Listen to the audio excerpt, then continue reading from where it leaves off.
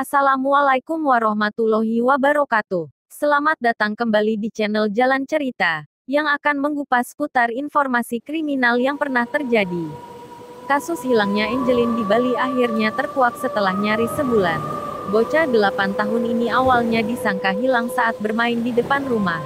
Namun ternyata anak berambut panjang ini ditemukan terkubur di kediamannya di Jalan Sedap Malam, Sanur, Denpasar, Bali.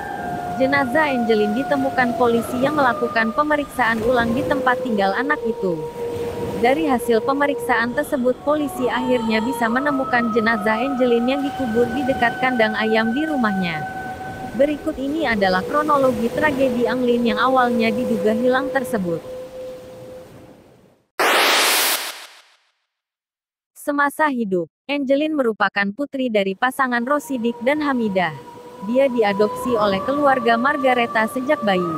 Orang tua Angelin menyerahkan anaknya kepada Margareta lantaran tidak memiliki uang untuk menebus biaya klinik. Saat Angelin lahir, penghasilan Rosidik waktu itu hanya Rp30.000 per hari. Warga Banyuwangi ini hanya bekerja sebagai kuli. Sementara biaya bersalin Hamidah saat itu mencapai Rp600.000.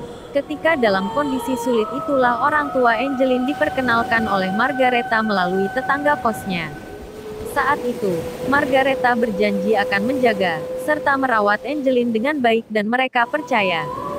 Setelah dipertemukan dengan Margareta di sebuah klinik di daerah Canggu, Kuta Badung, dia mengaku diajak ke notaris membuat perjanjian hitam di atas putih.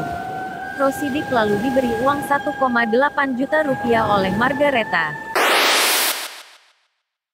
Janji Margareta untuk merawat Angelin dengan baik ternyata diingkarinya. Selama di rumah Margareta, Angelin diperlakukan seperti budak kecil. Dia harus memberi makan ratusan ayam ternak milik Margareta. Sebelum selesai memberi makan ayam, Angelin dilarang makan dan berangkat sekolah. Kegiatan ini dilakukan Angelin setiap hari sebelum berangkat sekolah. Untuk itu, Angelin harus bangun sejak subuh. Bahkan, ketika makanan dan minuman ayam kurang, Angelin selalu diteriaki dan dimarahi oleh Margareta. Dengan nada menghina tanpa belas kasihan, Margareta menyebut Angelin sebagai anak yang tidak tahu diri. Tidak jarang, Angelin menjadi korban penganiayaan Margareta jika telat memberi makan ayam.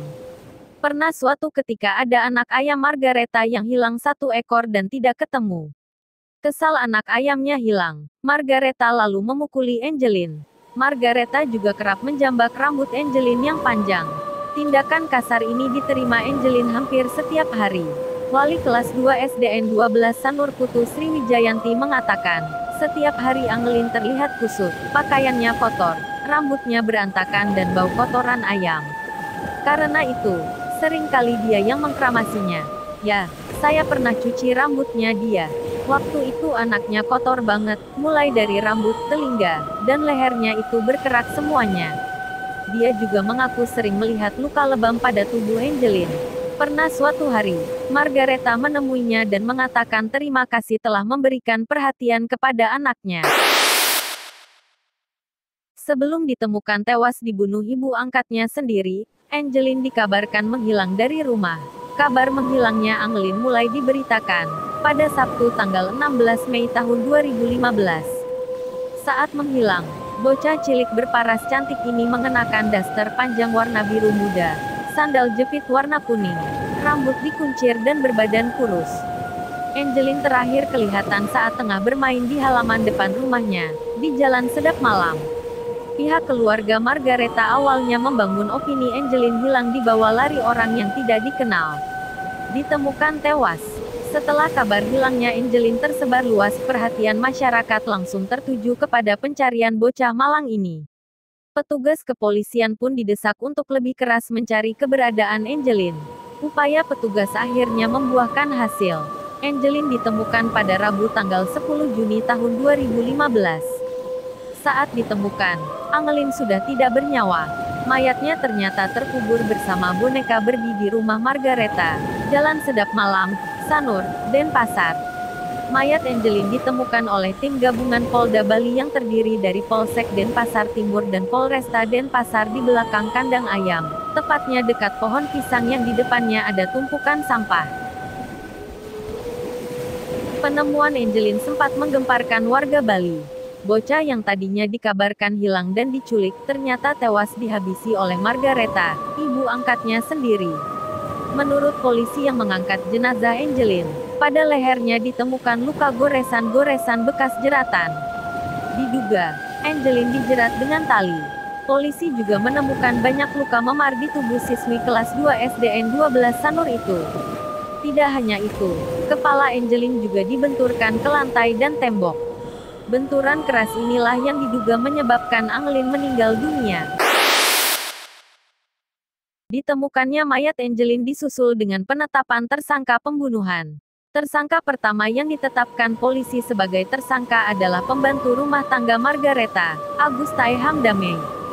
Saat pembunuhan terjadi, Agus baru 1 minggu bekerja dengan Margareta. Penetapan tersangka ini baru diketahui pada Rabu tanggal 10 Juni tahun 2015. Dalam prarekonstruksi kejadian, terungkap Agus membunuh Angelin. Agus membunuh Angelin pada adegan ke-7 dengan cara membenturkan kepala Angelin ke tembok dan lantai berkali-kali. Agus juga mencekik leher Angelin dengan tangannya hingga tubuh bocah malang itu lemas. Saat Angelin tidak berdaya, Agus sempat diminta untuk memperkosa Angelin. Namun Agus menolaknya. Setelah Angelin tewas, dia langsung menguburnya bersama boneka Barbie kesayangan Angelin. Kepada polisi, Agus mengaku melakukan pembunuhan keji itu tidak sendiri. Dia disuruh majikannya, yakni Margareta. Keterangan Agus dijadikan dasar untuk menjadikan Margareta sebagai tersangka kedua. Sidang kasus pembunuhan Angelin berjalan sangat alot hingga berlangsung 4 bulan. Selain karena adanya dugaan praktik kecurangan pada majelis hakim, sidang yang awalnya dipimpin Hakim Ketua IGD Ketut Wanugraha, Made Sukreni, dan Ahmad Patensili dipindahkan ke Ambon. Penyebabnya karena sidang berlangsung lambat dan berlarut-larut. Pada pihak kepolisian, kecurigaan akan adanya permainan terjadi saat video pemeriksaan Agus berhasil diperoleh tim pengacara Margareta. Video itu merupakan dokumentasi Polri yang sifatnya rahasia. Setelah melewati proses yang melelahkan, pengadilan akhirnya menjatuhkan vonis 10 tahun penjara terhadap Agus dan penjara seumur hidup terhadap Margareta.